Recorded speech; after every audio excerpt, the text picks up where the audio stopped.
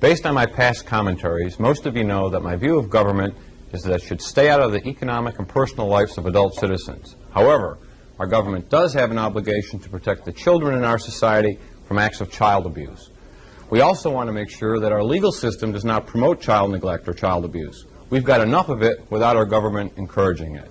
Most of us would be horrified to think that our legal system would encourage child abuse. But let's take a closer look at the laws of product liability and see what their impact is.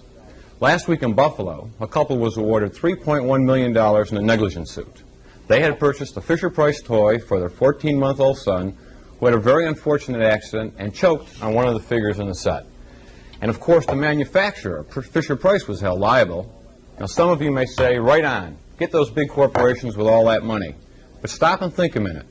None of us want to see children hurt, and many cases like this are simply unfortunate accidents. But the selection of children's toys is a direct responsibility of the parent. In cases like this, if anyone should be held liable for negligence, it should be the parents, not the manufacturer. And now for the worst part. Stop and think of the economic implications of this decision. We all know that there are a few sick people in this country who neglect or abuse their children. We occasionally read about isolated cases of parents beating, maiming, even killing their children. But now, instead of beating, maiming, or killing their children and being punished for it, we've given them a more profitable option. Now they can choke their children on Fisher-Price toys and get paid $3 million for it. This is John Zdanowitz for 530.